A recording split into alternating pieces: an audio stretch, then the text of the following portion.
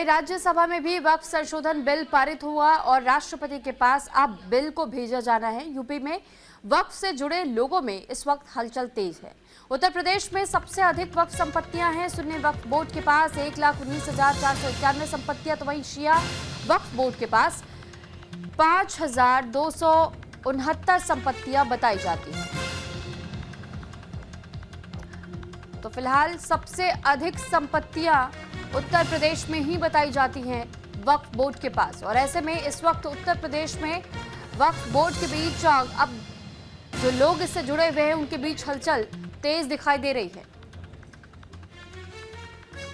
जानकारी के लिए बता दें कि जैसे ही राज्यसभा और लोकसभा में ये बिल पेश हुआ और उसके बाद से ध्वनिमत से पास किया गया, अब कानून का रूप बनने के लिए सिर्फ राष्ट्रपति की मुहर बाकी है और अब ये बिल मूव कर दिया गया है सदन से, यानी कि राष्ट्रपति के पास भेजा जा चुका है। और इसी को लेकर के फिलहाल ये जानकारी आपको दे दी कि जैसे ही उनके हस्ताक्षर हो जाएंगे, यानी राष्ट्रपति के हस्ताक्षर होने के बाद ही इस बिल को कानून का रूप मिल जाएगा।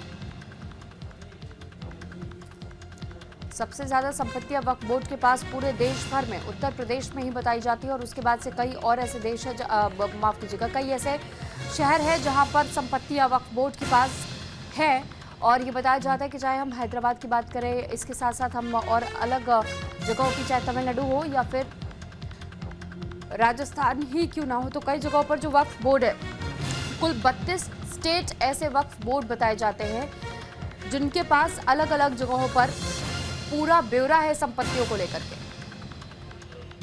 इस पर ज्यादा जानकारी के साथ नीरज मिश्रा हमारे साथ लखनऊ से जुड़ चुके हैं। नीरज, सबसे पहले तो हम आपसे यही जानना चाहेंगे कि बिल तो दोनों सदनों में पास हो गया, लेकिन अब खबर जो मिल रही है कि उत्तर प्रदेश के वक्फ बोर्ड में हलचल तेज हो चुकी है, आखिर डर किस बात का है? देखिए, अभी कानून बना है, अभी तमाम चीजें सामने आएंगी, क्योंकि वक्फ की बहुत ज्यादा संपत्तियां उत्तर प्रदेश में है। खास तौर पर अगर हम सुन्नी सेंट्रल वक्फ बोर्ड की बात करें तो उनके पास करीब 1,19,000 संपत्तियां हैं, जो शिया के पास 5 लाख के करीब 5,000 के करीब संपत्तियां हैं। तो अब इनका सर्वे होगा, इसमें क्या कुछ गड़बड़ है, कौन लोग कब्जा किए थे, कितनी संपत्ति पहले थी और कितने पे भू माफिया या जो माफिया है उन्होंने कब्जा किया। तो तमाम चीजों को सुधार के लिए ये कानून आया है। तो वक्फ का संशोधन जो बिल है इसमें सुधार के लिए है और एक कमेटी बनाई जाएगी, महिलाएं भी होंगी, अधिकारी भी होंगी। तो अब ये एक बदलाव देखने को मिलेगा। इसको लेकर हलचल जरूर है, लेकिन अभी आज रात की बना है कि कानून अभी राष्ट्रपति के पास जाएगा। तो अभी जो वक्त के लोग हैं उनको भी तरह से पता नहीं है कि ये किस तरह का रहेगा या किस तरह ये लागू होगा।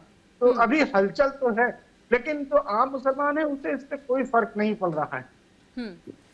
ठीक है, लेकिन नीरज, साथ ही आपने भी क्योंकि इस बात का जिक्र किया, हमने भी कई जगहों से वो तस्वीरें देखी जहां पर जो आम मुसलमान हैं, जो जनता से जुड़े हुए लोग बताए जाते हैं, उनके बीच में खुशी दिखाई दी। वो तो अपने अपने हाथों में तख्ते और पोस्टर्स लेकर के सड़कों पर उतरकर उन्होंने धन्यवाद भी किया।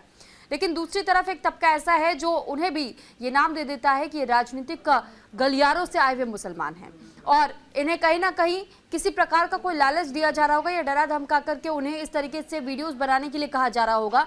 लेकिन जब आप गौर करेंगे तो ये पता चलेगा कि ग्राउंड जीरो पर जब जाते हैं और लोगों से बातचीत करते हैं तो उसमें कई ऐसे लोग हैं जो इस बिल को समझने का इंतजार करना चाहते हैं। वो पहले समझना चाहते हैं, उसके बाद से कोई इस पर टीका टिप्पणी करना चाहते हैं।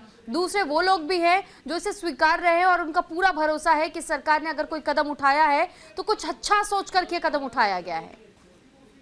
जी बिल्कुल, देखिए, और ऐसे लोग भी हैं जिनको इस बिल के बारे में कुछ नहीं मालूम है, लेकिन उन्हें सिर्फ विरोध करना है।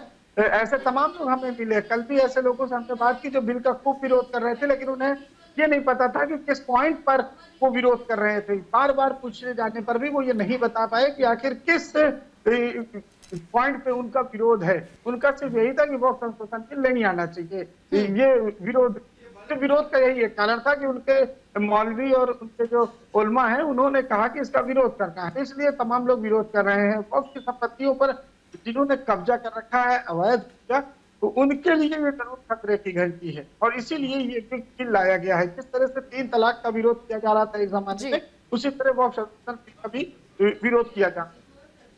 चलिए ठीक है, बहुत धन्यवाद आपका नीरज, तमाम जानकारी हम तक पहुंचाने के लिए। तो फिलहाल देखिए, उत्तर प्रदेश में अभी भी वक्फ बोर्ड से जुड़े हुए लोगों के बीच में हलचल जरूर है कि आखिर अब उन्हें आगे क्या करना है, क्योंकि इससे पहले आपने सुना जरूर होगा कि कई ऐसे स्टेट वक्फ बोर्ड्स की ओर से ये फैसला सामने आया था, जहां कुछ वक्फ बोर्ड ने इसे स्वीकारा तो वहीं कुछ वक्फ बोर्ड की ओर से ये कहा गया था कि इसके खिलाफ हम आंदोलन करेंगे। हालांकि गृह मंत्री अमित शाह जिस वक्त संबोधन कर रहे थे और बिल पर अपनी बात रख रहे थे, उस दौरान भी उन्होंने खुलकर ये बात कही थी कि अगर आप देश के कानून को मानने से इनकार करते हैं तो फिर आप देश के खिलाफ जाते हैं। और ऐसे में अब देखना यह है कि आखिर कानून बनने के बाद भी इसका समर्थन कानून का कौन करता है और कौन कानून के खिलाफ दिखाई देता है। तो फिलहाल इस वक्त हलचल जरूर बढ़ चुकी है, खासतौर पर उत्तर प्रदेश में, क्योंकि उत्तर प्रदेश में सबसे अधिक संपत्तियां पूरे देश भर में वक्फ के पास, और इसी वजह से यहाँ पर हलचल तेज है।